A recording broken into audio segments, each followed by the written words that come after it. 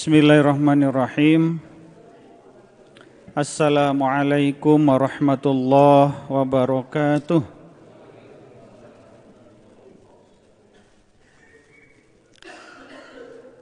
Alhamdulillah wassalatu wassalamu ala Rasulillah wa ala alihi wa sahbihi wa mawalah wala haula wala quwata illa billah. Asyhadu an la ilaha illallah wa asyhadu anna Muhammadan abduhu wa rasuluhu alladzi la nabiyya ba'dah. Allahumma sholli ala Sayyidina Muhammad wa ala ali Sayyidina Muhammad. Rabbi shrahli sadri wa yassirli amri wahlul 'uqdatam min lisani yafqahu qawli. Kemana mas? Hadirin jamaah salat subuh yang dimuliakan Allah. Kita tidak henti-hentinya senantiasa bersyukur kepada Allah atas segala kenikmatan yang Allah berikan kepada kita semua. Nikmat sehat lahir dan batin, ya, lahirnya sehat, batinnya juga sehat, jiwanya sehat, raganya juga sehat. Sebab kalau keduanya tidak sinkron, maka kesempurnaan kita dalam mengabdi kepada Allah Subhanahu wa taala tentu tidak akan bisa maksimal. Sholawat dan salam semoga tetap terlimpah curah kepada junjungan kita Nabi Muhammad sallallahu alaihi wasallam, kepada keluarganya, para sahabatnya, para tabi'in dan tabi'i tabi'in, para alim ulama, para guru kita, dan mudah-mudahan keselamatan dan kesejahteraan senantiasa Allah limpahkan kepada kita semuanya. Amin ya rabbal alamin. Jamaah rahimakumullah, sambil nunggu panitia jalan sehat siap-siap, ya, katanya jam 6 itu sudah mulai, kata jam 6 katanya ada senam dulu, ya. Dengar-dengar mau ada Sahrul Gunawan, ya Pak Dikri, ya. Iya. Mau bagi-bagi door prize gitu. Sambil nunggu itu sebentar kita sedikit sharing terkait dengan materi kultum kita pada pagi hari ini. Jamaah rahimakumullah, pertemuan terakhir dengan saya menyampaikan etika pembelajar.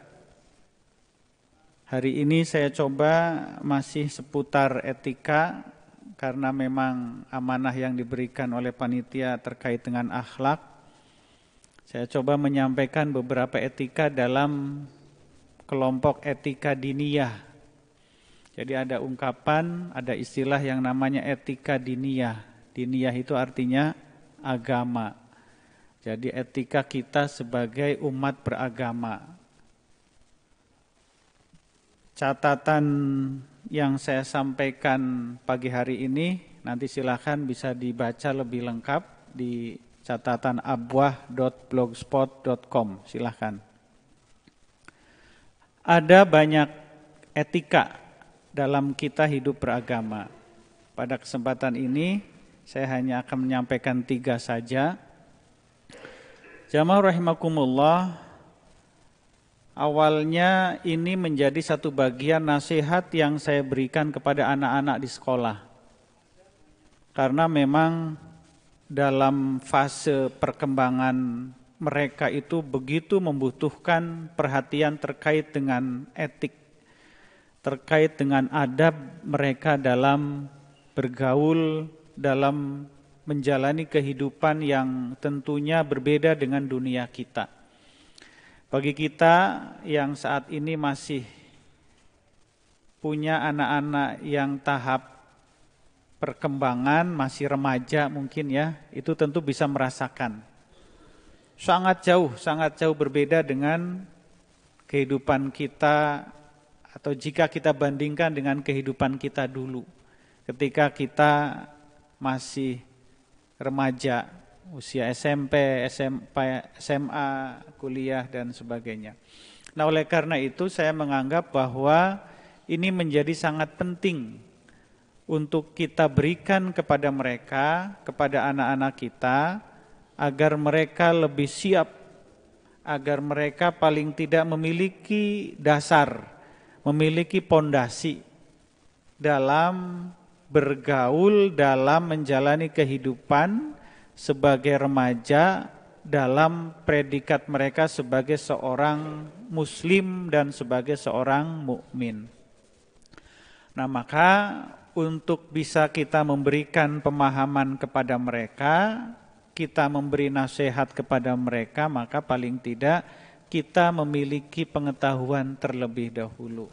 Nah, oleh karena itu, pada hari ini, pagi ini ada 3 hal, 3 etika, 3 adab yang sangat berhubungan dalam kehidupan kita, terutama terhadap anak-anak kita. Yang pertama yang harus kita tekankan kepada anak-anak kita, para remaja, generasi milenial istilahnya sekarang itu adalah terkait dengan etika mereka dalam berpakaian. Nah ini, berbusana. Kalau kita, terutama laki-laki itu kan urusan busana itu kan urusan simpel. Kita dari mandi, kemudian sampai siap untuk pergi, saya ini ya, mungkin kurang dari 10 menit sudah beres. Mandinya juga mandi set beres kan gitu. Ganti baju juga set beres. Kan gitu. Nah, tetapi lain masalahnya, lain persoalannya ini terkait dengan anak-anak kita, terutama perempuan. Nah, betapa mereka sangat memperhatikan tampilan, sangat memperhatikan penampilan. Untuk memakai kerudung saja, itu ada berapa pilihan yang harus menjadi pertimbangan mereka. Ketika bajunya warna ini, wah ini cocoknya warna ini. Maka tas yang dibawa adalah yang warna ini. Bahkan warna lipstiknya pun harus nyambung, katanya seperti itu ya kan gitu. Padahal yang saya tahu lipstik itu kan warnanya merah kan gitu. Tapi ternyata variasinya itu macam-macam gitu. Nah, jamaah rahimakumullah, maka poinnya adalah bahwa terkait dengan cara berpakaian ini menjadi sangat penting. Dalam kita memberikan pemahaman kepada anak-anak kita terhadap hal yang berkaitan dengan pakaian, maka paling tidak kita harus memberikan pemahaman, pertimbangan apa yang harus kita berikan. Pertimbangan apa yang harus dikedepankan. Ya. Maka kita berikan pemahaman kepada mereka, nah, yang harus menjadi pertimbangan pertama itu adalah bagaimana pandangan syariat terhadap busana yang dikenakan. Maka ketika berbicara tentang busana, tentang pertimbangan syariat, maka muncul ungkapan sudah menutup aurat atau belum. Nah ini. Artinya ini yang menjadi pertimbangan pertama. Sudah menutup aurat atau belum? Banyak sekali model pakaian, ya. Modelnya yang terbuka, yang tertutup, yang gelap, yang terang, yang atasnya rapat, bawahnya terbuka, atasnya rapat dan sebagainya. Ada sekali banyak pilihan. Maka yang harus menjadi pertimbangan pertama adalah seberapa menutup aurat pakaian busana yang dikenakan oleh anak-anak kita, terutama anak perempuan. Kenapa mereka kemudian begitu begitu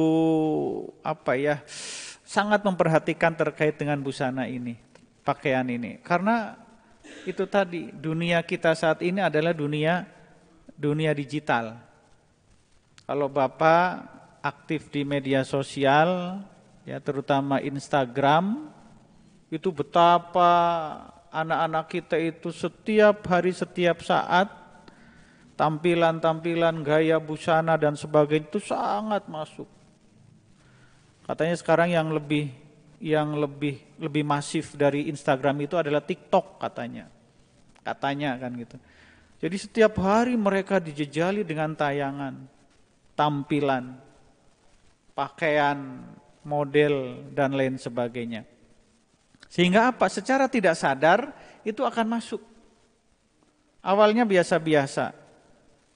Awalnya ya sekedar tontonan, sekedar hiburan, tetapi kemudian lama-lama orang sering menyebut yang tadinya tontonan menjadi tuntunan. Nah, yang tadinya sekedar hiburan kemudian menjadi sesuatu yang ia inginkan. Nah ini.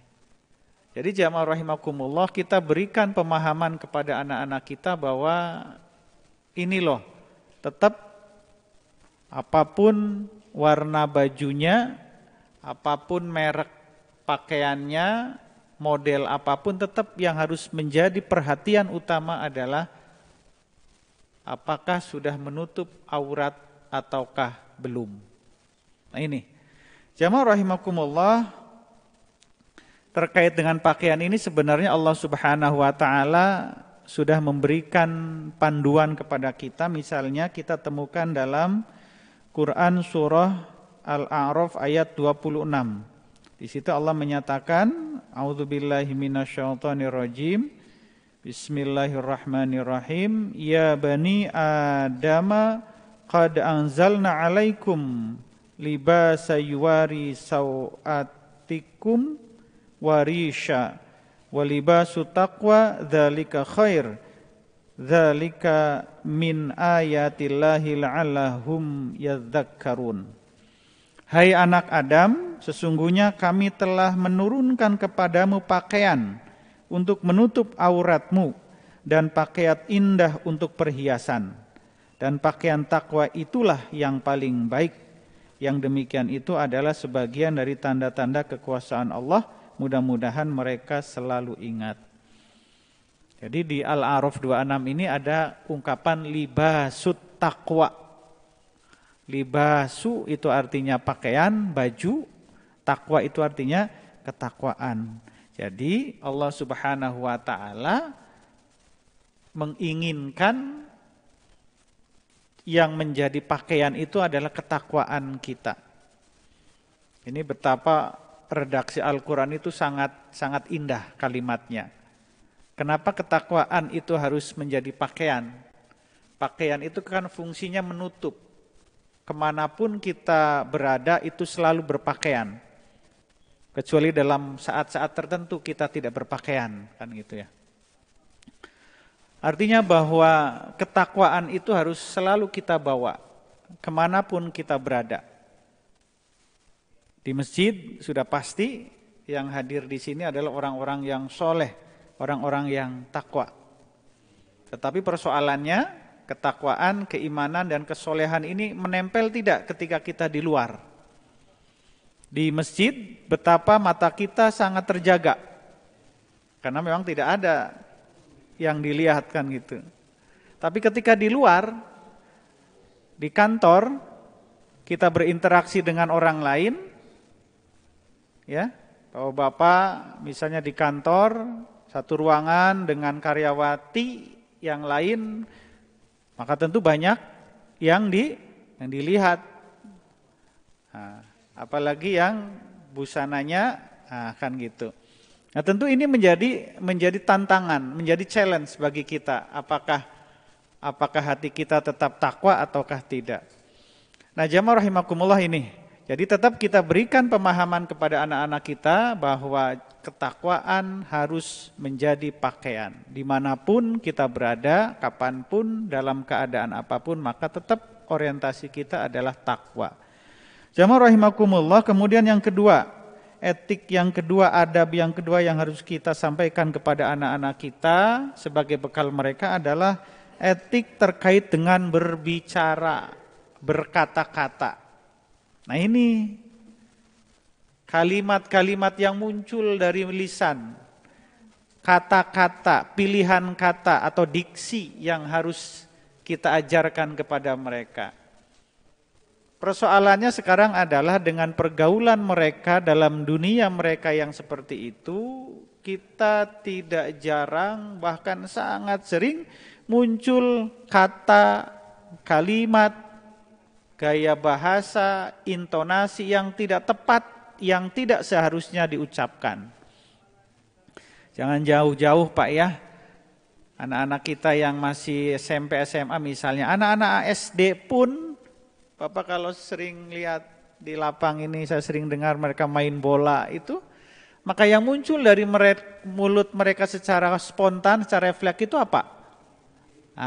Kan gitu. Kancing coplok, kan gitu. Bisa Bapak bayangkan pada level yang lebih tinggi, anak-anak SMA misalnya, setiap hari saya melihat, mendengar, menyaksikan langsung dalam dunia mereka, ya, dalam sepengetahuan gurunya ataupun tidak sepengetahuan gurunya, ini menjadi kalimat-kalimat yang sudah sangat familiar bagi mereka. Dikit-dikit enggak apa-apa kesandung, kancing. Iya, enggak digimana-gimanain kan gitu. Ngobrol pun itu. Nah, ini yang menjadi PR bagi kita bersama. Yang menjadi PR bagi kita bersama. Betapa cara bicara, kalimat, pilihan kata. Nah, pertanyaannya adalah kalau kita selaku orang tua kemudian introspeksi dalam diri kita, jangan-jangan mereka meniru kita sebagai orang tuanya. Kan gitu. Jangan-jangan mereka lakukan itu semua adalah mereka meniru lingkungannya. Kan gitu. Enggak mungkin. Dunia remaja, dunia anak-anak itu adalah dunia duplikat katanya. Dunia untuk menduplikasi, dunia untuk meniru. Apa yang mereka lihat, apa yang mereka dengar, itulah yang akan mereka tiru. Dan yang pertama kali mereka dengar, yang pertama kali mereka lihat, itu adalah dalam rumah masing-masing. Di dalam rumah itu ada siapa? Ada bapaknya, ada ibunya, ada keluarga yang lain. Baru kemudian keluar. Nah ini. Nah maka ini yang harus jadi perhatian kita bersama.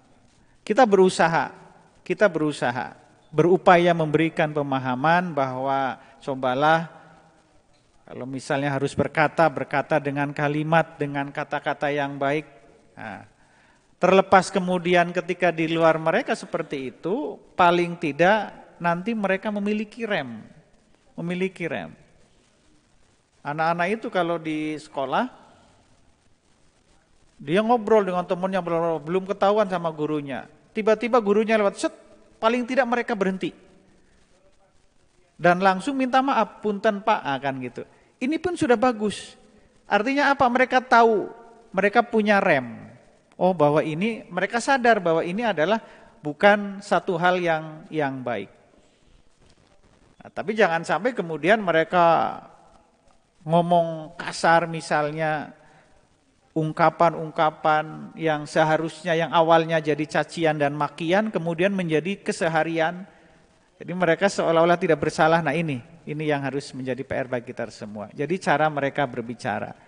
Dalam Al-Quran itu misalnya kita temukan jamaah rahimakumullah di surat Al-Hujurat ayat yang kedua. Ya, hai orang-orang yang beriman, janganlah kamu meninggikan suaramu melebihi suara Nabi. Dan janganlah kamu berkata kepadanya dengan suara yang keras, sebagaimana kerasnya suara sebagian kamu terhadap sebagian yang lain, supaya tidak hapus pahala amalanmu sedangkan kamu tidak menyadari.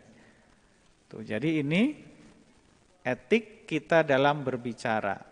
Pilihan kata harus tepat, intonasi harus tepat, tahu kita ngobrol dengan siapa, dalam konteks apa kan gitu. Kalau kita ya dengan teman akrab itu kan biasa, apalagi yang ketika kita reunian Pak ya, usia kita kan sudah tidak muda lagi, tetapi perasaan seperti anak muda terus kan gitu ya. Reunian dengan teman SMA yang ngobrol seperti biasa, padahal di mata orang lain bahwa bapak itu sangat dihormati, dihargai ya. Ngomong juga bawahannya sambil nunduk-nunduk misalnya. Tapi kalau dengan teman ya sesama misal satu SMA, dulu teman kuliah ya biasa aja gitu. Bahkan sering muncul kata-kata yang kurang pas. Nah, tapi itu dalam konteks yang masih bisa dianggap sebagai normal. Tetapi dalam konteks yang lain, nah ini pelajaran dari Allah Subhanahu wa taala dalam surat Al-Hujurat ayat kedua. Nah, yang ketiga yang terakhir adalah etika bertamu. Nah, ini penting, agama mengatur kepada kita bagaimana cara bertamu. Bertamu itu menjadi sesuatu yang dibolehkan, bahkan sangat baik untuk menjalin silaturahmi. Maka Allah Subhanahu wa taala melalui Rasulnya bahkan menjadikan perlakuan kita terhadap tamu itu menjadi parameter keberimanan kita. Barang siapa yang beriman kepada Allah dan beriman kepada hari akhir, maka muliakanlah tamu. Nah, kan gitu. Artinya keberimanan kita kepada Allah dan kepada hari akhir itu ukurannya diantaranya adalah bagaimana kita memuliakan tamu. Maka ada ungkapan begini, kalau kita menjadi tamu, maka kita itu ibarat kal jasad, seperti mayat. Artinya apa? Kita diperlakukan seperti apapun, bagaimanapun oleh tuan rumah, ya udah nurut aja. Tetapi sebaliknya, yang hadis tadi itu adalah konteksnya memberikan motivasi kepada tuan rumah. Nah, jangan sebaliknya. Ketika tuan rumah, prinsipnya tadi ad-dhaif kal jasad misalnya, tamu itu seperti jasad mayat kan gitu. Ini harus dipegang oleh orang yang bertamu. Artinya dia diperlakukan seperti apapun nurut, mau dikasih apa saja nurut, disuguhin apa saja nurut. Saya datang misalnya ke rumah Pak Yon, ya disuguhin apa saja, nggak boleh menawar gitu. Mau disuguhin pempek, alhamdulillah. Disuguhin nasi padang juga alhamdulillah. Nah, jadi apapun itu konteks saya sebagai tamu menerima. Tetapi konteks Pak Yon misalnya sebagai tuan rumah, maka yang muncul adalah saya harus memuliakan tamu. Nah, kan gitu. Saya harus menghargai tamu, saya harus menghormati tamu. Maka muncul keinginan untuk menghormati, memberikan yang terbaik. Yang tidak ada pun, kita sering pernah mendengar kisah dalam kehidupan Rasul dulu, para sahabat itu bahkan makanan yang tadinya akan ia makan untuk keluarganya, dalam rangka menghormati, dalam rangka fal yukrim doifah, dia berikan kepada sang tamu tersebut. Jadi betapa keinginan mereka untuk menghargai tamu.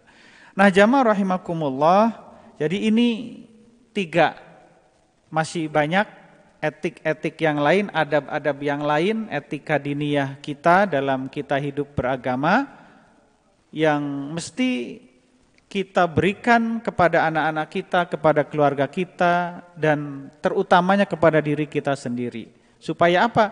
Supaya kita bisa lebih baik lagi dalam menjalani kehidupan kita sebagai umat beragama. Itu barangkali yang disampaikan, silakan nanti di rumah dibaca lebih lanjut. Mudah-mudahan Allah memberikan kekuatan kepada kita sehingga kita menjadi orang yang terus lebih baik dan lebih baik lagi dalam menjalani kehidupan ini. Billahi taufiq wal hidayah. Assalamualaikum warahmatullahi wabarakatuh.